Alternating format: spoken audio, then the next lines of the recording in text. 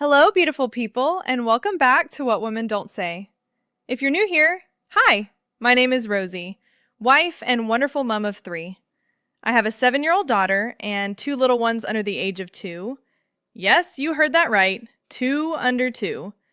So if you can hear Peppa Pig faintly in the background, a baby monitor crackling, or me pausing mid-sentence because someone needs a snack, welcome to real life. If this is your first time here, make sure you subscribe to the channel. This space is where we talk about the things women think, feel, and experience, but don't always say out loud. Honestly, before motherhood, I used to think that half-term sounds so cute. Because back then, to me, half-term means family time, memory making, little trips, hot chocolate, and baking. But when reality hits, you realize half-term can be stressful and chaotic for parents, especially when there is no good structure in place.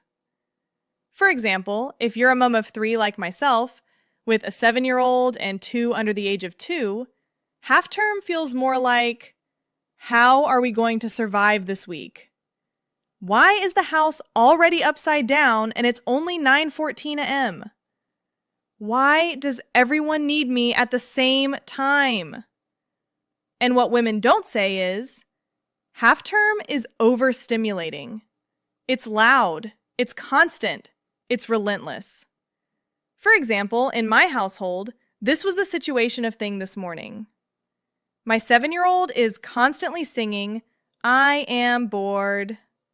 A toddler clingy to me, and oh, the baby wants feeding. Someone has spilled the juice. Someone is crying. And oops, I haven't even brushed my hair, not to talk of having a proper cup of tea. And here's the thing no one says out loud. You can love your children deeply and still dread half-term. Let's talk about the mental load. Because when school closes, the responsibility doesn't just double, it multiplies. You're now the entertainment planner, the snack provider, the referee, the cleaner, the emotional support system, the nap coordinator, the cook, the taxi driver, the screen time monitor. And if you're anything like me, you also feel the pressure to make it special. You see other mums on Instagram, zoo day out, farm visits, matching outfits, perfect picnic spreads, trips to the theater. And meanwhile, you're thinking, I just want everyone to nap at the same time. What women don't say is, sometimes we don't want to create magical memories. Sometimes we just want 5 minutes of silence. Let me paint you a real half-term morning in my house. 6:45 a month. My 7-year-old wakes up excited. 6:50 a.m. The toddler wakes up because he hears his sister talking non-stop. 7 a.m. The baby wakes up because everyone else is awake. I have no choice than to get everybody to the kitchen at that time, and guess what? By 7:15 a.m., someone wants oat. Someone wants toasted waffles with Nutella. Someone wants the blue cup, not the red one. The baby needs changing. And here's the part no one talks about. The guilt. Because while I'm feeding the baby, my 7-year-old is saying, "Mommy, will you play with me?" And I can't. And I see her face fall. And I think, she didn't choose to have siblings this close in age. And then the toddler pulls my leg, and the baby cries, and the kettle boils over, and I think, am I doing this well enough? Women don't say how hard it is to be stretched emotionally between children at completely different stages. Your older child needs connection. Your toddler needs supervision. Your baby needs physical closeness. And you are one person. Here's what most women are scared to say out loud. Sometimes I hide in the bathroom just to breathe. Sometimes I let them have more screen time than I planned. Sometimes I count down until bedtime. Sometimes I feel touched out. Sometimes I fantasize about being alone in a hotel for 24 hours. And society tells us, be grateful. Some women can't have children. You'll miss this one day. And yes, those things are true, but two things can exist at once. You can be grateful and overwhelmed. You can love motherhood and struggle in it. You can cherish your children and still need space. Motherhood isn't meant to be performed for public approval. It's lived in messy kitchens, in mismatched socks. This is my everyday story. In unfinished cups of tea. I've spoken to so many moms in similar situations. One mom of 4 told me, half term feels like running a nursery and a primary school at the same time. Another mom said to me, I feel guilty for not planning big days out, but I physically can't manage 3 car seats and a double buggy on my own.